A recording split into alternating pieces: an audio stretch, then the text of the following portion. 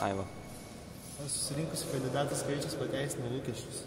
Manau, tikrai pateisino lūkesčius visus. Atvažiavo ir daug klaipėdiškių, Gargždų. Galbūt tikėjomės daugiau iš Gargždų. Aš tikėjausi, nes vienintelis buvau rengėjas šios stovyklos.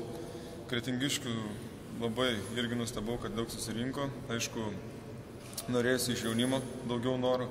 Galbūt jie dar galvoja, kad sunku patekti komandą. Dėl to jie tiek atsainiai žiūri tą stovyklą. Galbūt su laiku jaunimas vis labiau norės patekti komandą taip pat. Trumpai pristatyk stovyklą. Stovykla susidėjo iš 2 savaičių. Pradėjome rugpjūčio 1 dieną. Atlikau 4 treniruotes lauke, paskui persikėlėme į salę 4 treniruotes. Ir šiandien sužaidėme vienas draugiškas varžybas. Tarpusavyje išdalinau aprangas. Buvau abiejų komandų trenerių, žinoma sunku per minutės pertraukėlę prilakstyti prie vienos ir prie kitos komandos, bet kiek išėjo, tiek stengiausi. Kaip manai, ar stovykla taps kasmetinė? Manau, tikrai taps kasmetinė ir pritrauksime vis daugiau žmonių, ne tik iš Klaipėdos ar Kretingos, gal privažiuos jau ir Palangos, žinoma, laukime, ten žinau, kad yra daug talentų, gal iš Plungės, kurie neturės kur žaisti, Šilalė yra.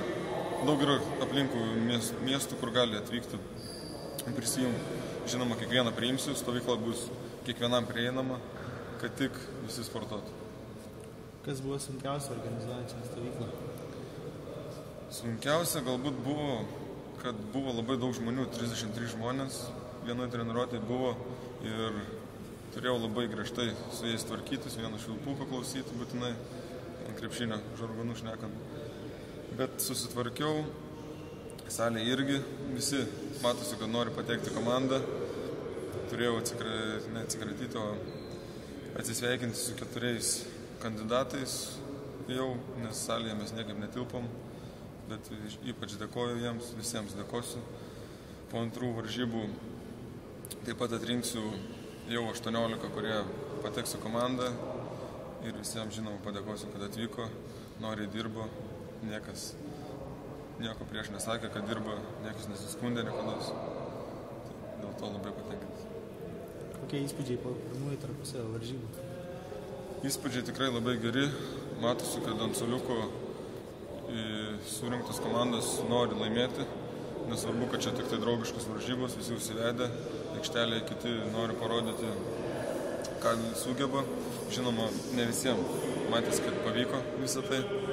Nors norėjau, kad jaunimas išdrąsėtų, nes jeigu per tokias varžybas jie nedrąsiai žaistų, tai ką kalbėti apie, kai pateksime RKL, jau su rimtais vyrai žaisti.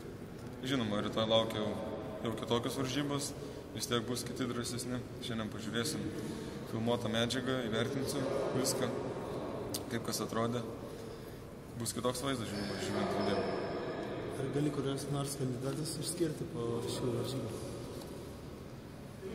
Kandidatus, žinoma, galiu išskirti, bet nenoriu gal skelbti, kad vis tiek jie paskui rytoj pakėlė aukštai galvas lakstys ir net nebežais, tai nenorėčiau tikrai vardinti, bet tikrai matau, jog kurie garantuotai komandoje apsiklaus. Давай. Давай. 1, 2, 3.